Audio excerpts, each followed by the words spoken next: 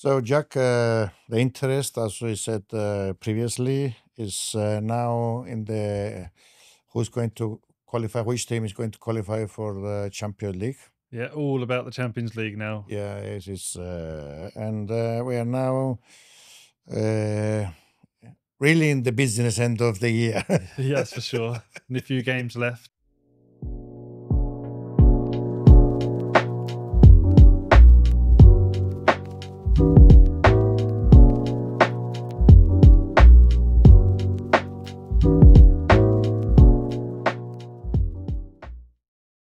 Very tight, isn't it, at the top? Very close. Yes, and let's go through the results. On Friday, we had Man City Wolves 1-0. Very close. I don't know why. I mean, close game. Wolves, they were on the back of the 6 straight wins, so yeah. And they went there with confidence, but Man City just sneaked it because they're better now. Brentford, Man United 4-3. It's like a PlayStation. I don't know what is going on. Brighton, Newcastle, 1-1 draw. Yeah. West Ham, Tottenham, 1-1 draw. Chelsea, Liverpool, 3-1. Liverpool are still celebrating winning the Premier League. Yeah, I think so. I think some of the players are still at the bar, weren't they? Probably.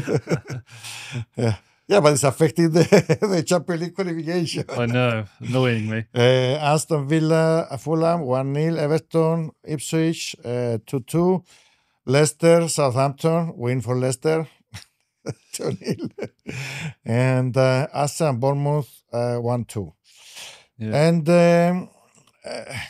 okay. It's Arsenal with 67, only 3 matches left. Man City 64, Newcastle 63, Chelsea 63, Nottingham Forest with a game in hand 60, and Aston Villa with 60 points. So it's very close, isn't it? Right at the top. If this is recorded before the Crystal Palace and Nottingham Forest match, but basically, Nottingham Forest, they have to win the match to go back to 63, and they will be 4th or 5th. Yeah, I think they still have Chelsea to play, so it's an interesting last few games. With the goal difference, it would be 5th, so they will overtake Chelsea. Yeah. And I think they play Chelsea. They still have to play Chelsea. So lots of manoeuvring could still happen, but I was watching, let's start with the Newcastle game, because obviously I was watching that, and it was so crucial that Newcastle got something from the game, especially after they went 1-0 down. Typically, it was that player who Newcastle had to sell for PSR, Minty, and he didn't celebrate against Newcastle, which was a lot of people have been joking about, because he didn't play one game for Newcastle, but he refused to celebrate against his old club.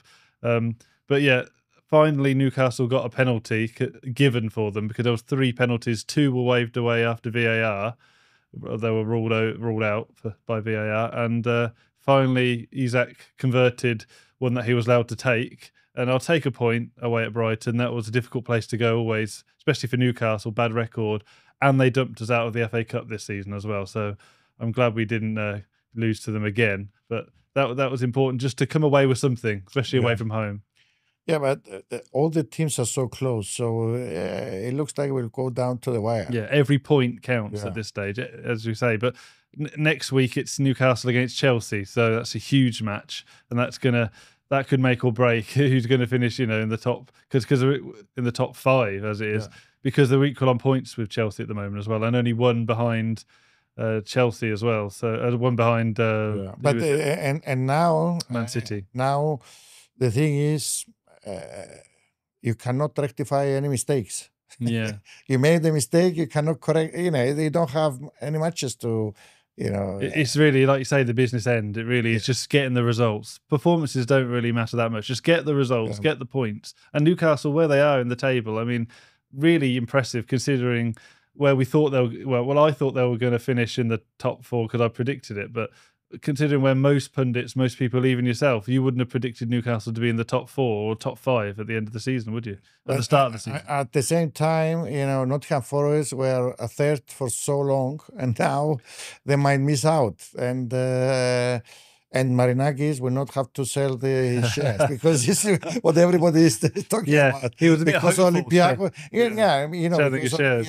because Olympiacos qualified for the Champions League. Yeah, you cannot have one owner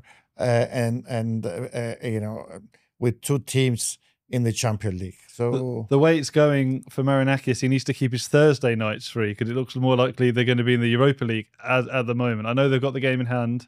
We'll see how that turns out. But Forest are sort of they've gone off it a little bit and they're choking a little bit. But Crystal Palace is a tough place to go. Really tough on a Monday night as well. It's just not looking too good for Nottingham Forest. I mean, they seem to be throwing it away at the moment. And if it wasn't for Newcastle, my interest with Newcastle, then I'd really want them to be up there. But hopefully they can sneak in. You think the pressure is getting to them? Must be, or it's been a long season. They've played a lot of games. They got to the semi-finals of the FA Cup.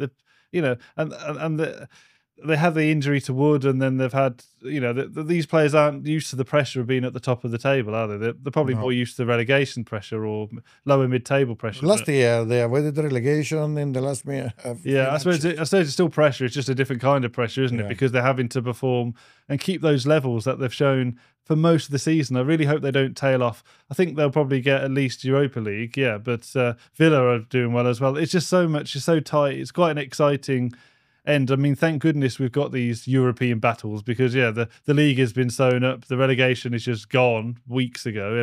We all knew who was going down from months back, really. Yeah. So it's going to be really tight. One thing I noticed, though, and I did say it a couple of episodes ago, watch out, Arsenal are going to go sliding down a little bit. And I did say that. And Man City now only 3 points behind Arsenal. Yes. And they can catch them, can't they? Man City, the form they're in, they're getting the results, and they've not got any Champions League, of course. Arsenal, they're up against it. Let's say going to Paris with the deficit, could be. It could be a bad season for Arsenal. Man City, they found some consistency. They don't play, the football that we were used to the last few years. Used to seeing them in the last few years, but they found some form of consistency, and they are just climbing the table. and you are right; they might finish second. Well, they could be second and win the FA Cup. That's a better season than Arsenal. If Arsenal obviously go out of the Champions League, you don't have to rub it in now. I mean, okay. But Arsenal, I mean, it's just. I mean, I know that. We wanted to see a challenge. We all want to see a couple of teams going for it to the, for the league, for the title. But Arsenal I'm just disappointed in them how they didn't get a striker. We know that was the issue, but they've just tailed off, and it's just been.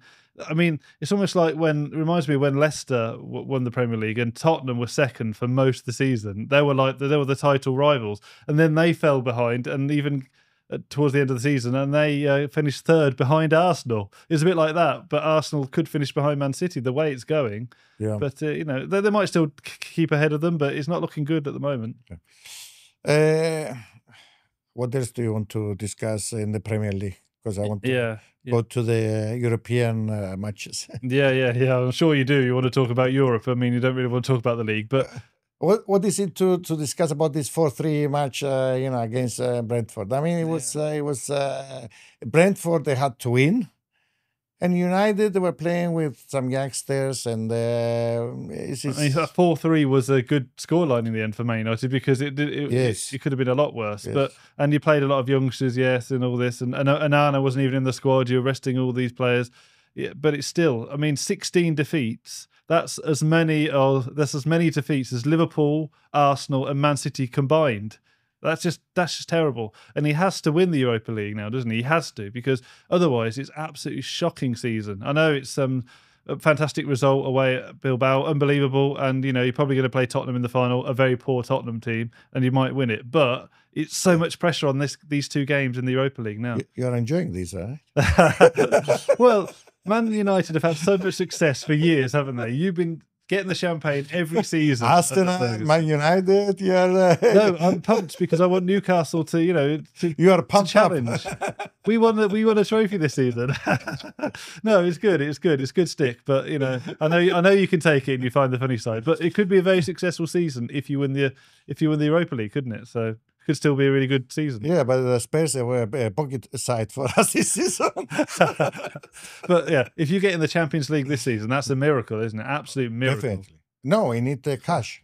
Yeah, the cash and the players that are trapped. We need a cash injection. Otherwise, I mean, apparently there are rumors that Ineos are going to put up Nice for sale. Yeah, Nice. Yes, with I've read somewhere in the region of 250 million. Okay. So, and I think Ineos, I've heard Ineos are struggling as a company anyway, but Ratcliffe said he doesn't really like the way that Nice plays. Yeah, but they're just not doing too good. Globally, I mean, generally, their results. Environmental. Yeah, I heard it the other day on the radio. Yeah, generally the environment, but yeah, it's not good for the environment. But he doesn't really. I think he's a bit sick of Nice, and he's not really seen any benefit of owning them. I don't think really. Obviously, they can't challenge PSG, can they? Yeah, so but there's no point put really. Money in Formula One. They put money in the sailing side. I mean, if you're going to ditch anything, it'll probably be Nice. Cycling, yes. So cycling, he's clawing back the money from the cycling as well. I read as well. He's basically. He's cost cutting everywhere, not just at Man United. He's trying to slice everything from his investments. He's consolidating his position. I think so. That's what I read. I read this. I have no idea. Yeah. I haven't, following the financials of Ineos, but this is something that came up the other day. That there's and anyway, he's 70 something. Jim Ratcliffe, so he wants to leave something behind, in my opinion, a legacy. That's the legacy, is the stadium, isn't it? Yes, that's his big legacy. So it's a matter of priorities, I guess. And as you said, Nice is not, it might not be in his priority list right now. He got into football through Nice, but now with Man United, a global brand name. And these cost-cutting measures, maybe he will want to get the cash out from Nice and put it into Man United. Yeah. So maybe, I don't know. I have no idea what is going to happen, but definitely they came out publicly and Amorim and St. Jean when he gave the interview with Gary Neville that the club needs a cash injection in order to go into the transfer market in the summer. So otherwise, why bringing an Amorim with different style, different profile of players, so and build with this type of coach? There's no point. Yeah, because he's going to want his own players now. He's going to definitely. He didn't want to. Let's face it, he didn't want to come in earlier on in the season. He wanted to come in at the end of the season, but he's come in and he's working with what he's got, which is completely none of his players. And then let's see. We said this before. We don't know how much money can Man United raise from player sales. It's going to be difficult to see. Exactly. That's going to be the key one. Yes, and. In the European League, the Champions League, and the Europa League, and the Conference League, okay, if United and Spurs qualify, they go through to the final, we're going to have 6 teams in from the Premier League in the Champions League. Crazy, 6 teams. That's mad. I think it's too many. I mean, I've always thought, when it was the European Cup and then they changed it into the Champions League, it should be the top cream of the crop teams, across Europe, and then maybe obviously through qualifying, the lesser countries have their champions enter into the competition. But 6 teams, it just seems ridiculous, really, especially when one of the 2 teams are right near the bottom of the league who are getting in through the back door, let's say, through the Europa League. It's crazy. Yeah, but it looks like with the new format. Now with the Europa League and the Champions League and the Conference League, is the answer to the Super League by UEFA. in my They opinion. had to respond, didn't they? And they changed the format. So yes, so they are injecting more money into the bigger clubs, so that something that like that will not come up again. I think this format change really helped Man United and Tottenham this season, because it was for the first time where Champions League teams didn't drop down into the Europa League, and that would have been a big problem, you know, in the quarterfinal, semi-final. And also for smaller countries like Cyprus, you get into the Conference League. Like this year, the Cypriot teams that competed made some money. Yeah. Otherwise, if you play, unless you are the champion and you go to the preliminary rounds of the Champions League, and then you have the safety net of going to the Europa League, maybe get into the group stages, and you make a lot of money there. Now, with the new format and where the Cypriot teams are, and some other small countries like Cyprus, they are able to inject some cash flow into their budget by playing in the group stages of the Conference League. So it's like it's favorable for both ends of the spectrum, in the sense that smaller clubs can make some money on a continuous basis, and the bigger clubs make more money because of the new Champions League format. Yeah, so it's early stages of the format, and what was strange about the Champions League format is Liverpool ran away with the league phase, and then they got, who did they get, PSG or something in the next round, didn't they? It was just it was really surprising. Well, they had a really tough match. Okay, and then and now PSG, Arsenal were really terrible, in my opinion. They're really poor. They weren't at the levels they should have been with the Real PSG, Madrid. yes. They didn't meet the levels that they should have done, like they did with Real Madrid. Exactly. Yeah. Even though PSG this year, they have a lot of quality. I think Odegaard's gone right off it. He's key to them, and he's not quite at the races. So it's 1-0. They have to play away. And they're looking really good this season, PSG. Yes. I mean, the Champions League, really impressive. The Champions League, yes. Very good. So it's going to be tough for an English team to qualify in the final, to go through to the final.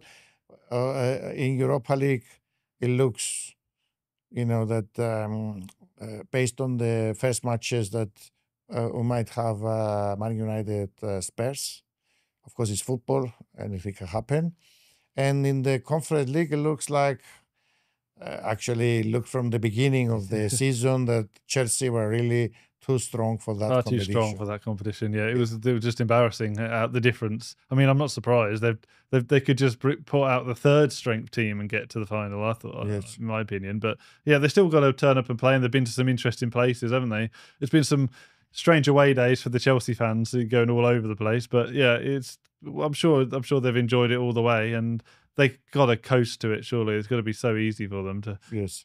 Certainty almost. I mean, I don't know what the odds are, but you wouldn't get much money for you. But for the Premier League, it would be really amazing if two English clubs win two of the three European Cups. Yeah. I mean, shame Arsenal. I mean, Arsenal could still turn it around, and if they do, it could be historic, couldn't it? Winning all three. They need to score early. Yeah. They need to score really early. They need to show something, because they've gone off it again up front, and they're squandering the league, and they're just at the wrong time. They had that form. I know they had that Real Madrid, but apart from that, they've not been too impressive in the league. To be honest, they've been thrown away far too many points this season generally, but in the last few weeks of the season, they've really tailed off. Yeah, but in the Champions League, they looked really strong. They have done up to the point of this PSG game. Yeah, so I hope for English football sake. Maybe it was a one-off. What do you think? Maybe. Look, they're not out of it at all, are they? No, anything can happen. Anything can happen. They could go there positivity. You can score early on, and then the psychology shifts, and maybe. And PSG went most of the season in the French league unbeaten, and then they lost a couple of games in a row. They lost against Strasbourg at the weekend, so against Liam Rosinia's Strasbourg. So anything can happen. At the same time, Athletic Bilbao, Athletic FC, the new name, They were so strong, they were not conceding any goals. Then they lost 3-0 Yeah, they only against Man conceded United. 10 goals all season at home or something, and then Yeah, they yeah, conceded 3 in the first half or whatever Yeah. it was against Man United Athletic Club. Yes. Yeah, I mean, that was incredible. I mean, that was an incredible match. I couldn't believe what was going on there. I think the occasion just got to the players, it seemed, to the Athletic players, because it just seemed too much for them. It was strange. The penalty and the red card Oh, well, that killed changed the the whole game. dimension of the game. It did, for sure. Yes. They started well, but yeah, Yes. it looks like it's wrapped up. But it's Man United. You never know. We thought that it was wrapped up against Leon, and they came back, and then they went to extra time. Yes. But So the key players in Europe, apart from Harry Maguire,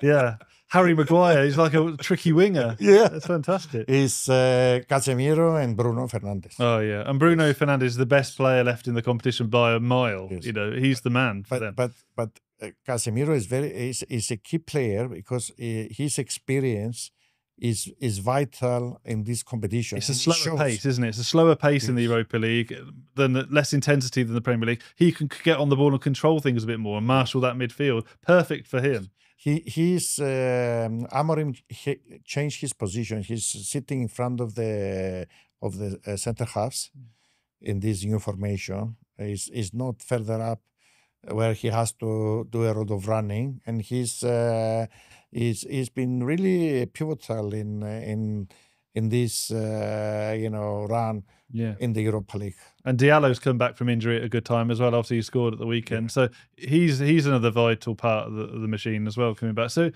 looks positive. And also, another good news for Man United is that James Maddison's just been announced he's out for the season with injury. He's one of Tottenham's key Yes, players. So yes. again, you know, it's all falling into your favour at the moment. You I think think so? in the Europa League, it feels that way. It does feel like you that. And feel you've had like that journey, you- haven't you? When you yeah. come back to You win. feel like our name is written on the. It does feel like it. It does feel like it because you've had all these things. You've had the Maguire last-minute goal, the header. You've got Maguire turning around and taking on the defenders and putting the cross in. You know, all these things seem to have fallen into place. It's not been pretty at times, but you've got where you are. You're absolutely right. It's like a Jekyll and Hyde season.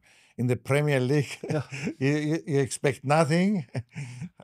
I don't. I mean, I forgot incredible. when was the last time we won a match. Yeah, in the when did Premier you? League? I can't even remember when you last won. You just expect Man United to lose every match. Yes. You know, in the Premier League, Yes. and then the Europa League, it's like another competition. Yes. It's just really strange. It's almost like they just saved themselves for that competition. I think early on they realised, relatively early on in the season, that there's no chance they were going to get in one of the league positions for the Champions There is League. no, So there they is just no, there is no prioritized that. motive. There's no incentive No. in the Premier League. You It's could just feel, flat, you isn't can it? feel it. Yes, Yeah. you can feel it. The matches start and there is no pace. There is no. Is not there, and then it's a completely different. It looks like everybody is up for it in the Europa League matches. So it's We'll see what happens because Amorim says you're not ready for the Champions League and the league next season, didn't he? He said something along those lines. He said we're not ready. We are not ready for the Premier League. Yeah, I'm not sure they're ready for the Champions League either at this rate. They need to sort it out. But let's see. Let's see. With the when there's going to be 6 clubs in, most likely going to be 6 clubs in the Champions League. Let's see how they all perform and who performs the best out of all these clubs. So if it was 6 of the they will play on Wednesday. Yeah, well. So who's going to play on Saturday? Who's going to play on Sunday? Yeah, good point. There's going to be a lot of Sunday matches, I think, next season. I mean, after the Champions League. Yeah. I just hope it's one of those is Newcastle. I can keep my Sundays free for Newcastle every week. I don't want to be watching Newcastle on a Thursday night. Hopefully Tuesday or Wednesday. That's what I'm. Okay. Fingers So crossed. we'll wait for these midweek matches and in Europe. And as we said, this episode is recorded before the Crystal Palace Nottingham Forest, so we don't know the result of that match, which is very important for Nottingham Forest. And next week we'll see what's going to happen, but it's really close, and every kick counts. Not every goal, every kick Does counts. at this stage. So we'll come back next week and see what's going to happen. Newcastle.